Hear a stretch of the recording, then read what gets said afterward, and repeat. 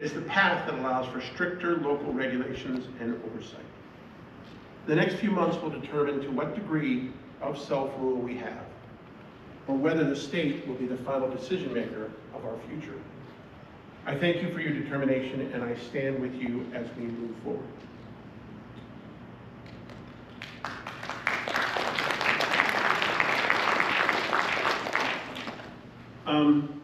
We know from the people that have been contacting us from Italy and Australia and other places that the world is watching how is California going to respond to this disaster. Scientists was talking about what's going to happen in the next 5 years, 10 years, 20 years. We're concerned about that also, just like everybody else. The metals, some of them were they weren't destroyed, they were basically vaporized, going into the air as nanoparticles, which are very dangerous over the long term if breathed in. And we don't have the proof of that. What we have are the samples showing what was on the ground afterwards, right? And some of you may have seen the video of the woman with a magnet picking up little flecks of metal in some water. Those are the ones we can see. Hello, I'm Stan Curtis. I'm a property owner just a few miles away from the plant. And we are truly on our own because this outfit, CTEH, they were hired by Vistra. And right after the second plume came up, automatically it came out that the air quality was normal and acceptable. And it just reminded me of when I was a driller and the time that Hinckley was going on and Aaron Rokovich, I was doing well testing and they said, it's okay, it's chromium-6 and cobalt, but if you wear these coveralls, make sure you put them in this metal drum when you're done. By the way, guys, has over 40 buildings in it, and no one once received an evacuation notice. I had to leave the warehouse and walk outside to see fireballs coming out of that building before I could let any of my employees know that it was definitely time to go home. That was at 6 o'clock. When I got home and got in bed at like 8:30, that was the first text that I got saying that anything was even happening.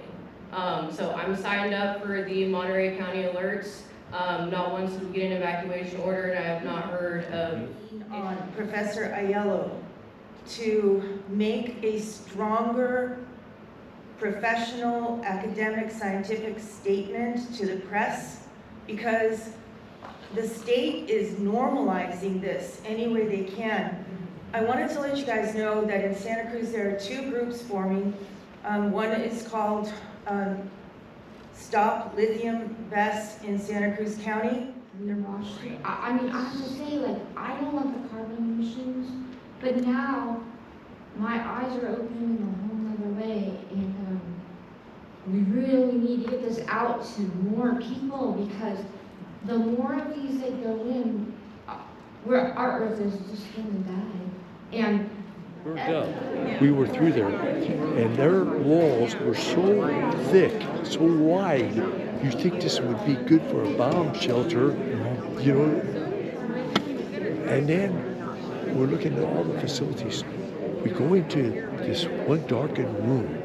That's their observation room. You think you were in NASA Space Center. They got all these monitors up there, and they're the suppression facilities that they have for the battery units are state-of-the-art, all stainless steel units. Suppression, you call them? Yes. Yeah. In case of a fire, you think, boom, this thing's going to suppress everything right now. Oh, so brilliant, huh? Okay, and their observation room with all these people that are observing all these different gauges and monitors and everything.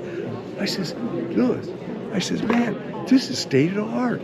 I says, I remember when the tanker used to moor off the anchorage out there, and the oil used to come in to fuel this energy plant. Wow. Okay, when they took all those out, that's when it was replaced with the batteries.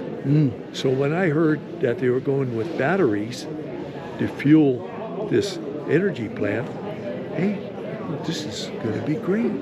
That's Okay? everybody's thoughts. Sure, clean energy, right? Right. Then I go through with Leo, and we go through and we see this facility, and we step back and we say to ourselves, man, this is fantastic.